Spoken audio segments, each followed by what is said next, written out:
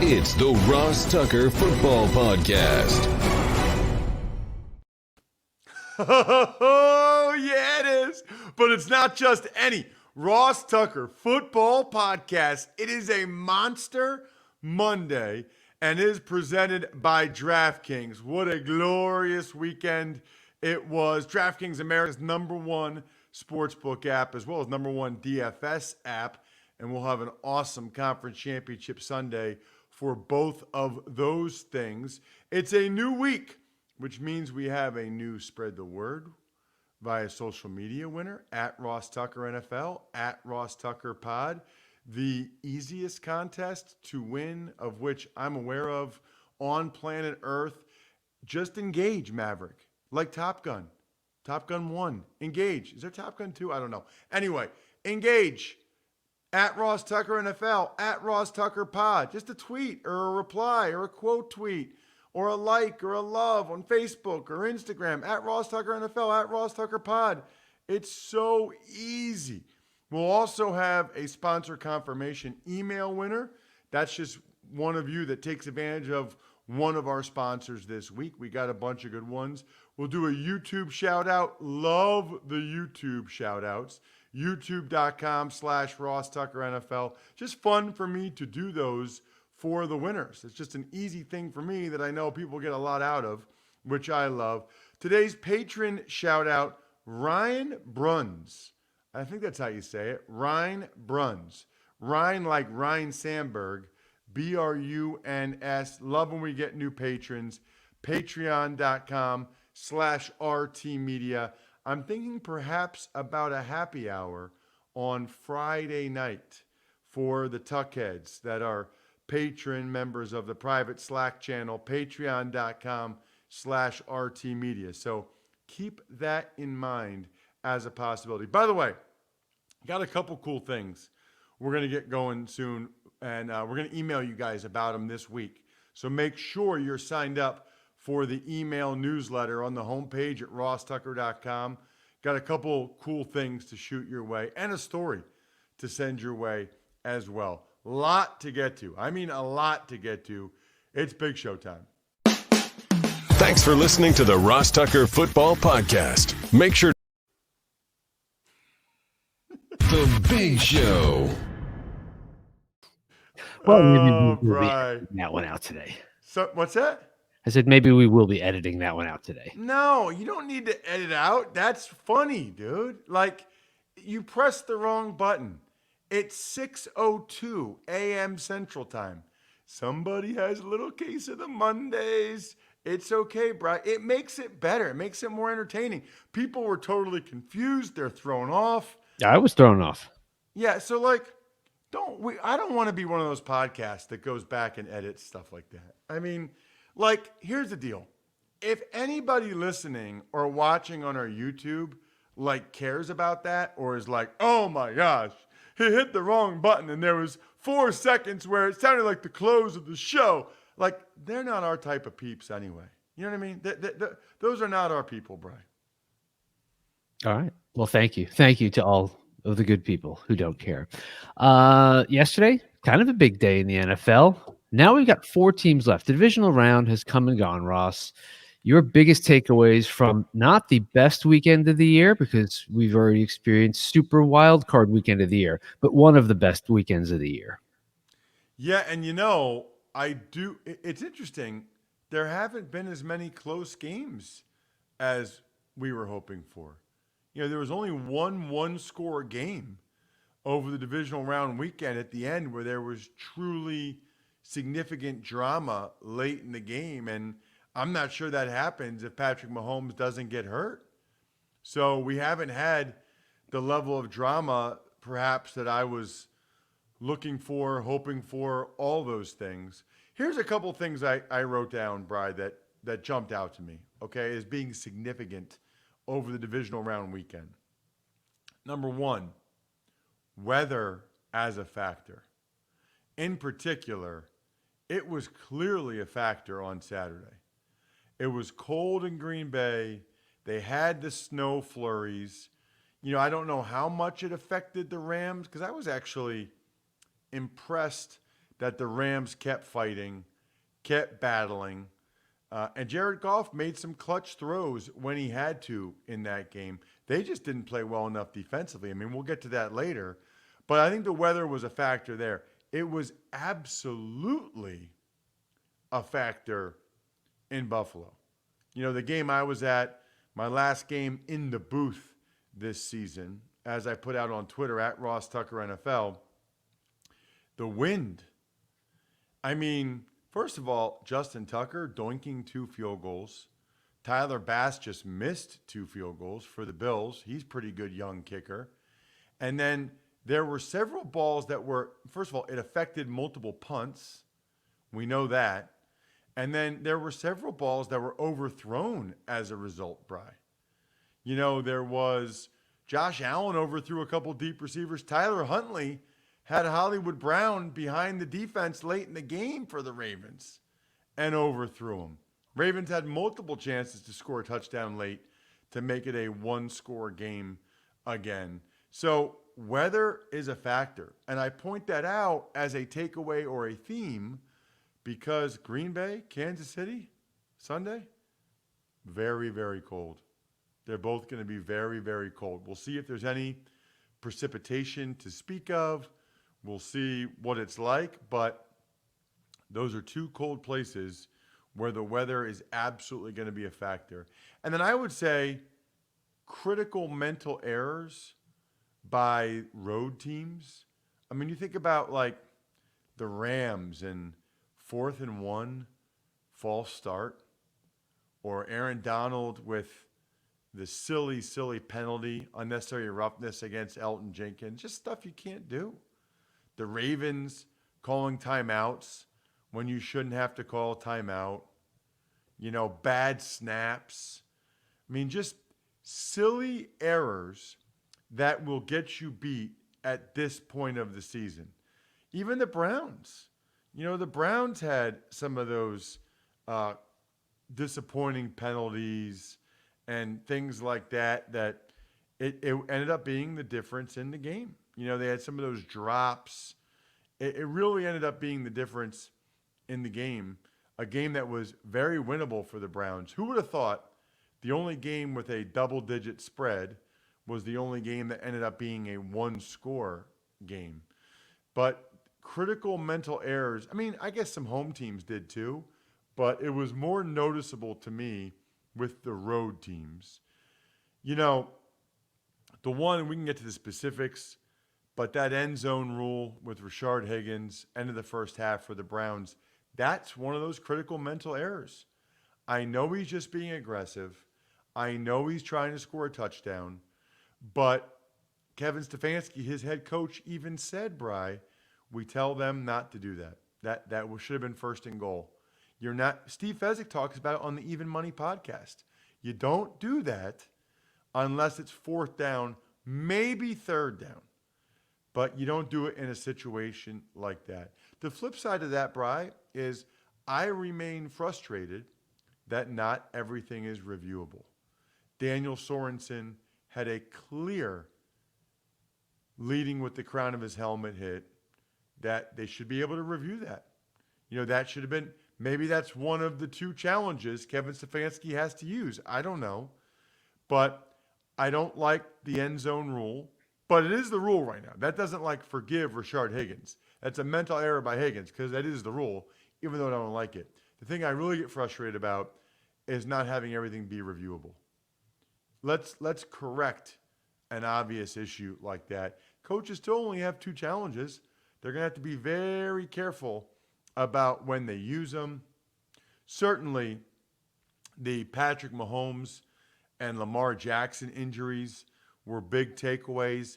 I think it just speaks to how fragile the game is.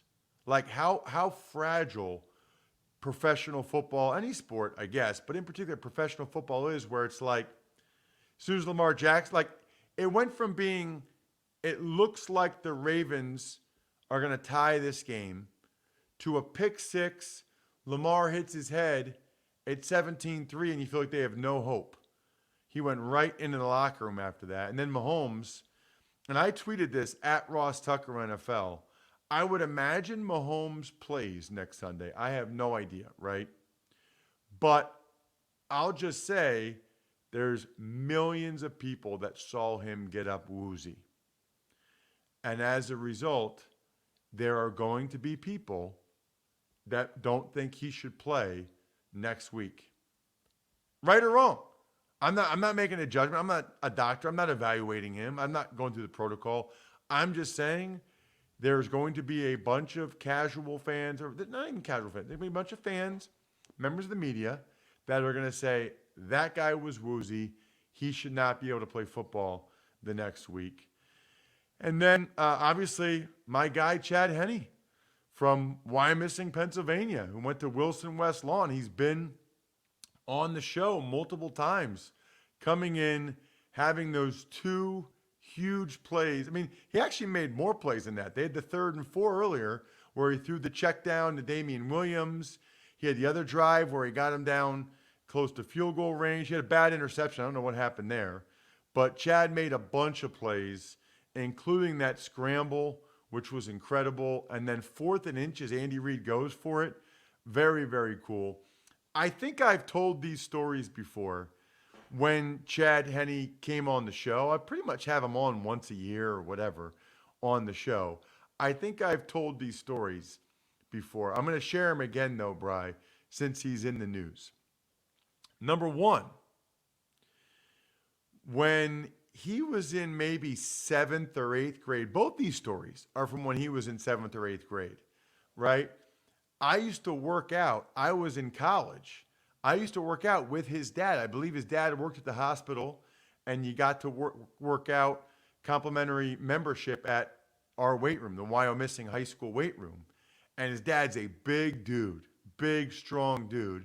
So I used to work out with his dad when I was in college and home from a break or over the summer. And I would talk to his dad, and his dad would tell me about his son. And he'd say, yeah, my son's pretty big. He's playing. I think he's going to be a pretty good player. And you hear that so often that you're kind of like, yeah, I'm sure he's going to be great. I'm sure your son's going to be awesome. Turns out his son was Chad Henne.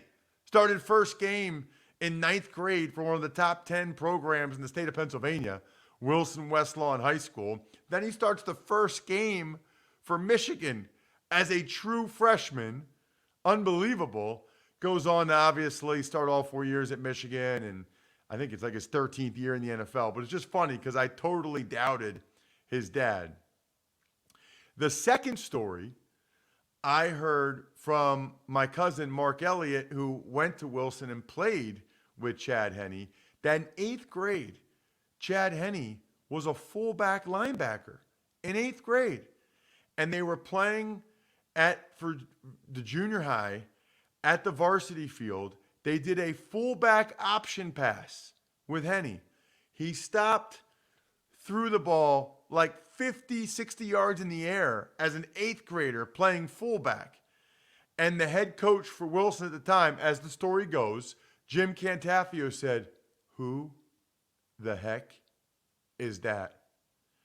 And one of the other coaches said, "That's Chad Henne. It's going to be the next great fullback linebacker for Wilson."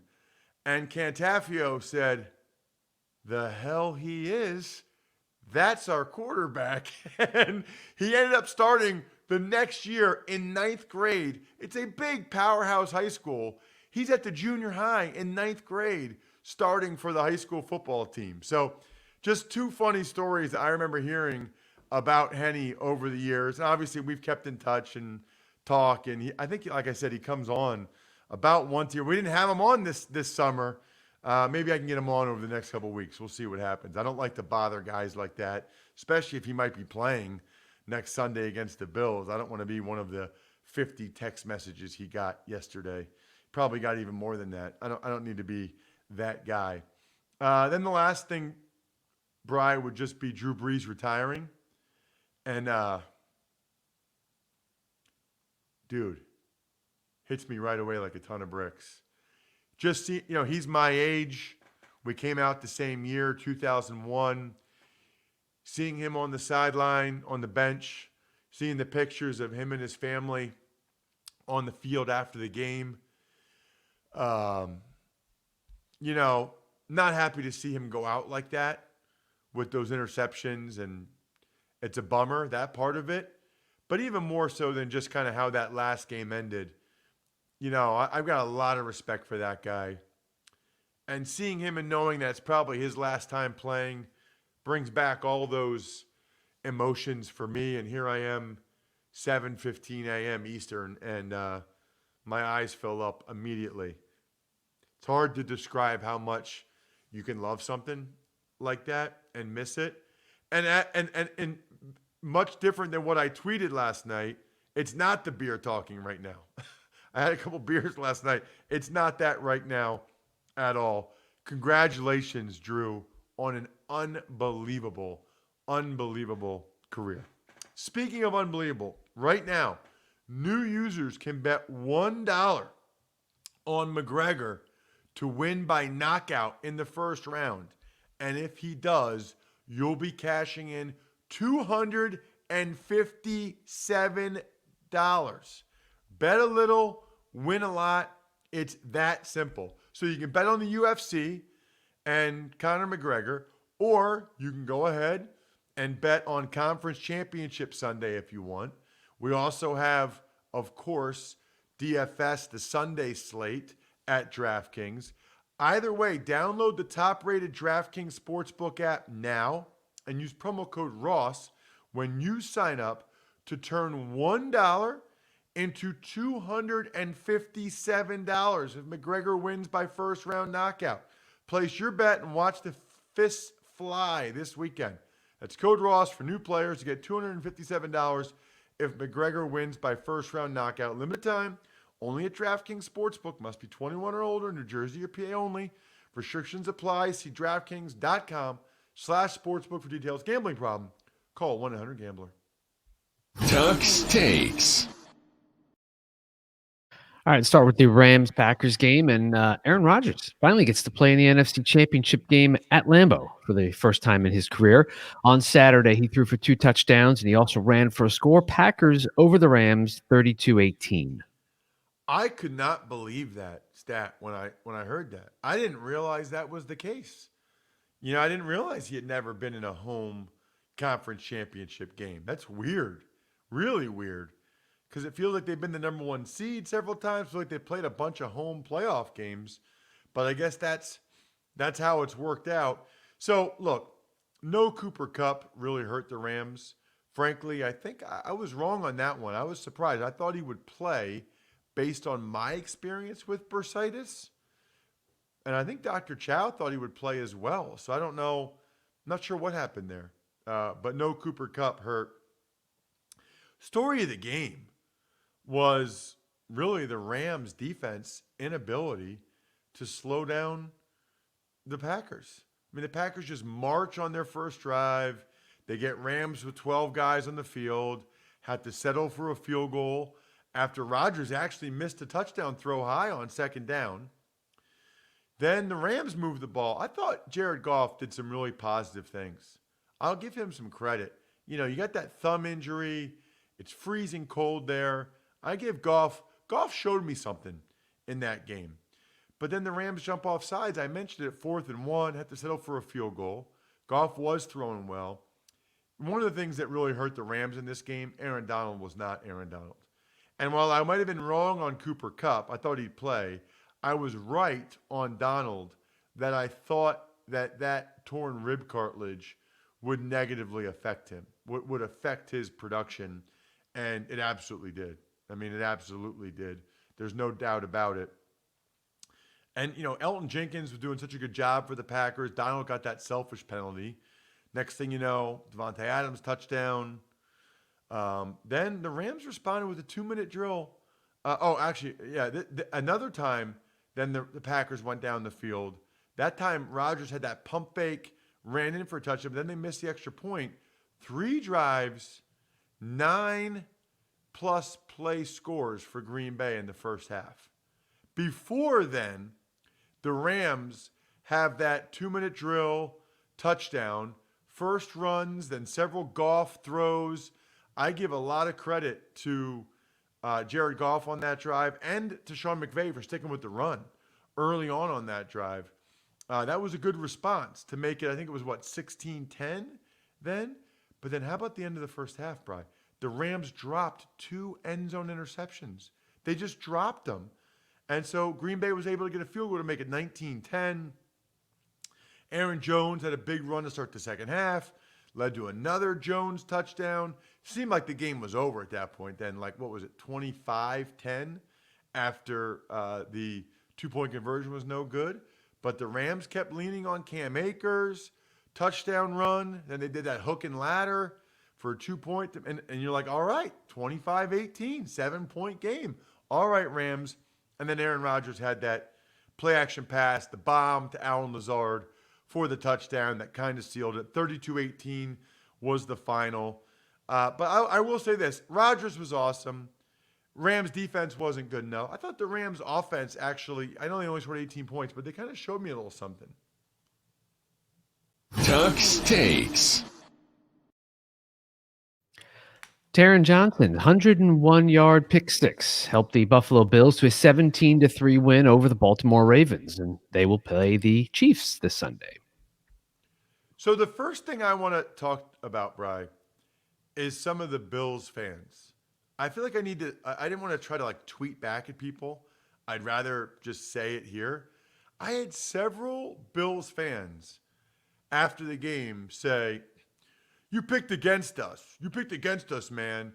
I had someone that said, "You're a traitor." Some guy said, "I'm a charlatan," because I was excited about how loud the Bills fans were, and I was pumped for the Bills fans. Let me explain something, okay? I didn't think I had to, but evidently I do. Literally, my job is to give the analysis of what I think is going to happen. And I thought the Ravens would win a close game, based in large part on how both teams had played the week prior. I was wrong. The Bills won. That's awesome. Just because I picked the Ravens to win doesn't mean deep down inside I wanted the Ravens to win. You guys know I've been so clear on this show for years about my affinity for the Buffalo Bills, my favorite team of the 5 I played for. It was awesome to be there Saturday night. I am thrilled for that organization, for those fans, that they won that game. Just because I picked the Ravens to win, because I thought they would. It wasn't like I knew they were going to win. I just think, hey, I think the Ravens are going to win the game. They didn't. Who cares? But for Bills fans to get mad at me because I didn't pick their team to win, honestly, guys, I mean, hopefully you can figure it out. That's my job. As for the food, Bri,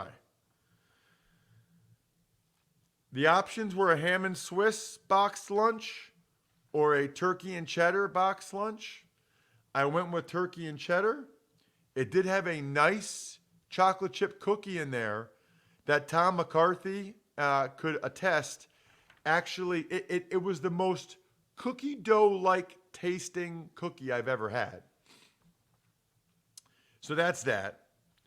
Then they had is it Miss Vic's or Miss Vicky's chips? Miss Vicky, yeah. Good chips. Miss Vicky's? Yeah. It was jalapeno. They were hot. I mean, they were hot. But this is why I'm hot. You ain't, because you're not. I'm not going to do it again. By the way, lots of our listeners, viewers, they knew the name. It's like MIS or MIMS or something.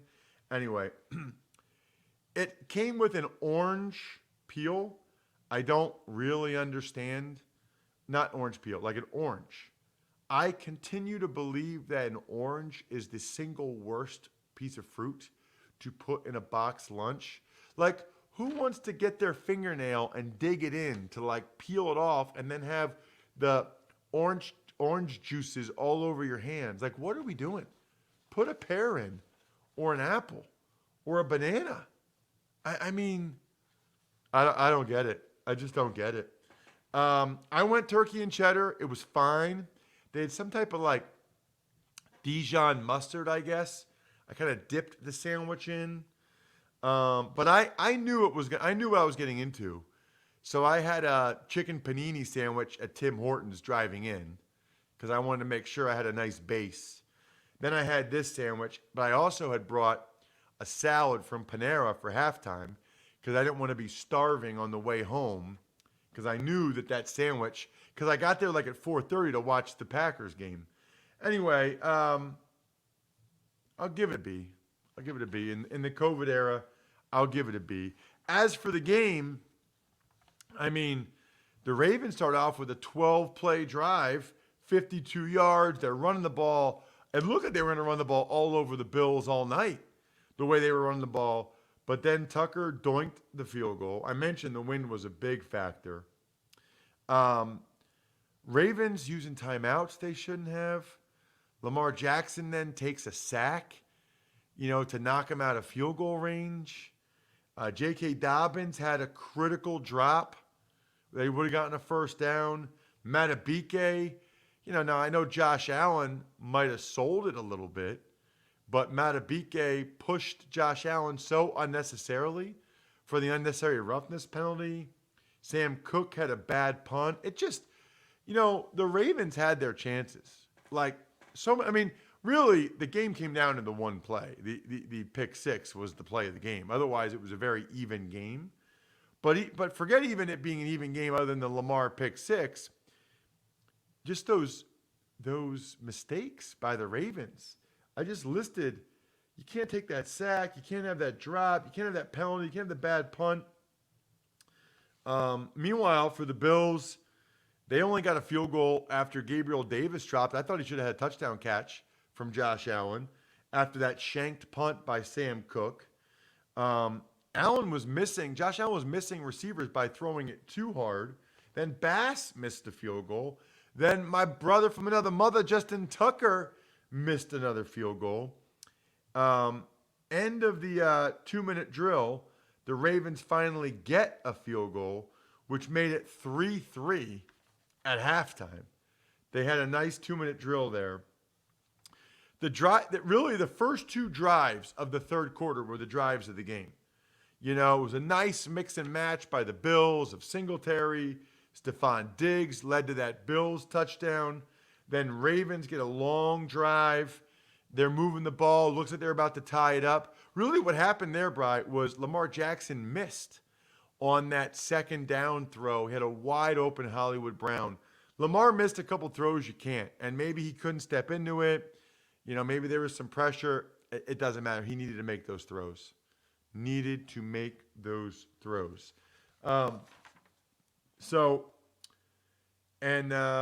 he had that pick six. They fooled him. Taron Johnson, he thought he was going to go out to the flat. He undercut Andrews, took it all the way back to the house, score 17-3. I mentioned earlier, next thing you know, another bad snap by the Ravens over Lamar Jackson's head. Totally unacceptable. And boom, there you go. The Ravens are down 17-3. And then even later on in the game, Huntley came in. He did some decent things. Mark Andrews had a drop of a Huntley touchdown. J.K. Dobbins had a drop of a Huntley touchdown. And the Ravens lose 17-3. Tuck's Takes. All right, Chad Henne relieves Patrick Mahomes due to the concussion. He leads the Chiefs over the Browns to a 22-17 victory. Right, and look, this ended up being the best game of the bunch. It's going to end up having the most late game drama. The Chiefs marched on their first drive. The Browns just like Taki missed a key tackle on Damian Williams. You just can't do that stuff and expect to win. Then they missed the extra point. It hurt the Browns. Jedrick Wills gets hurt on the first play. Their rookie first-round pick left tackle. The Browns kind of had a nice answer drive, but they had to settle for a field goal after Mayfield was sacked on 2nd and long. Then again, it's unbelievable. I mentioned this. I tweeted this during the game, Bri, at RossTuckerNFL.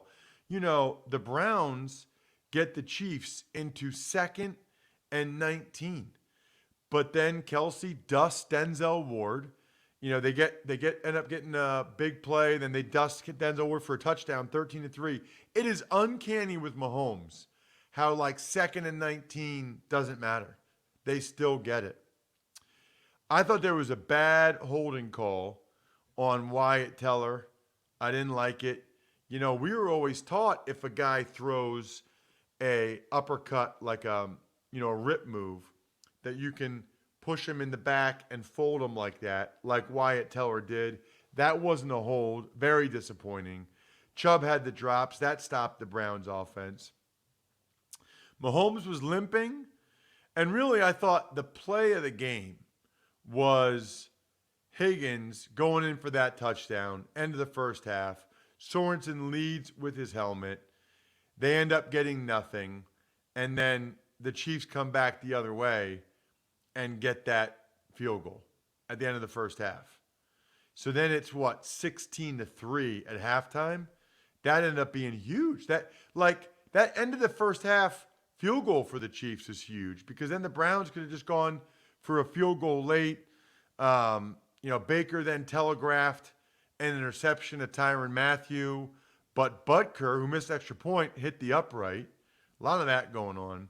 The Browns finally started to lean on Chubb for a drive for that Landry touchdown. They went for the extra point instead of the 2-point conversion to make it a one-score game. I thought that was a little interesting. I didn't really understand that one. I was surprised. Mahomes gets knocked woozy on an option. I'm a little surprised. Mahomes' toe was bothering him. Then I'm surprised they would run that option play with him with the toe like that. I'm still confused as to how he was concussed, because he didn't really take any hard hits to the head. Kind of interesting. I'm looking for more information there. I also don't really understand how Andy Reid said he passed all the tests after the game. If he passed all the tests, then why wasn't he allowed to come back in the game? I don't really understand that. Like, if he passed all the tests, then why'd they announce he had a concussion, and why didn't he come back in the game? He had to have failed some test, right? I don't get it. Anyway, Browns get multiple fourth down conversions for a Kareem Hunt touchdown, and that was like, oh boy, we got a game, 22-17. And then Chad Henne threw a terrible interception to Carl Joseph after a couple of solid throws on that drive. Like, that's a good example for Bills fans. Like, how could you say you're a traitor? How could you say Chad Henne threw a terrible interception? Because he did. I'm literally friends with the guy. It's my job to say what happened. He threw a terrible interception. I don't know what happened, but that's my job. Anyway, Browns couldn't do anything with the ball after that, and that's the one that'll come back to haunt them. The Browns not being able to do anything after that Henne interception. Kudos to the Chiefs defense. They never got the ball back. Henne had the nice outlet throw to Damian Williams on a 3rd and 4. Then he had the scramble on 3rd and 14, then the throw on 4th and inches, and the rest is history. The rest is history. Browns never got the ball back. Tuck's Takes. Bucks upset the Saints in New Orleans 30-20. Third time, though, is a charm, as they lost the 2 regular season games to New Orleans. But this is the one that counts. Tom Brady now heads to his 14th conference championship game. Yeah, and I tweeted this. Hopefully you guys checked it out, at RossTuckerNFL. He's been the starting quarterback for 19 seasons. He didn't start his first year, and in 2008, he got hurt in the first half of the first game. So that means, Bri, out of the 19 years he's been the quarterback the whole time, they've gone to 14 conference championship games.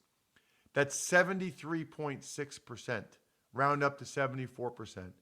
That is insane. And of course, the 1 year I was there was one of the 5 years he didn't get there. Of course, Bri. Unbelievable. Anyway, no Taysom Hill or Latavius Murray for the Saints. Saints got off to a pretty good start. Deontay Harris had that return that led to a field goal. Both teams kind of were settling for field goals back and forth. Difference in this game, very clearly, was the turnovers. A bad Breeze interception led to the first Mike Evans touchdown. The Saints gave themselves a lead again when Jameis Winston had that trick play bomb touchdown to Traquan Smith. Godwin almost caught a touchdown at the end of the first half. It's like the back end of the ball. That was amazing, but the Bucs had to settle for a field goal, 13-13 at the half. And then in the second half, Saints had a lead again. I mean, they were up 20-13 after Traquan Smith made that incredible catch to start the second half. Traquan Smith, big day. After that, it was all Bucs. Listen, it was 20-13. Saints were marching again. And Antoine Winfield Jr. punched the ball out from Jared Cook. Game was never the same. Bucs go right down. Leonard Fournette touchdown, 20-20. Then Brady had that drive with throws to Scotty Miller, Tyler Johnson. Not exactly household names. They go up 23-20. And then Devin White picks off Breeze when it looked like Alvin Kamara didn't know the ball was coming, wasn't ready for it. Leads to a Brady touchdown pass. No, Brady touchdown quarterback sneak. 30-20. That was the final margin. Breeze to another touchdown. Another interception off a tip, which ended the game, iced the game. I already said what I thought about Drew Brees. Don't want to get my eyes to fill up again. I will say this real quick, Bri. I don't mind when my eyes fill up. Like, things in life should be important to you. You know, when your daughters do something that impresses you, or like, your eyes should fill up. Like, I embrace every human emotion. Shout outs to Pizza Boy Brewing, Sporticulture, SteakhouseSports.com, Vision Comics with an X. Lot to talk about tomorrow in terms of head coaches getting hired. I'm going to save all of that for a Tuck Heads Tuesday. There was too much stuff to get into as far as the games were concerned. I think we're done here. Thanks for listening to the Ross Tucker Football Podcast. Make sure to also subscribe to the Fantasy Feast, Even Money, Business of Sports, and College Draft. All available at Apple Podcasts, RossTucker.com, or wherever podcasts can be found.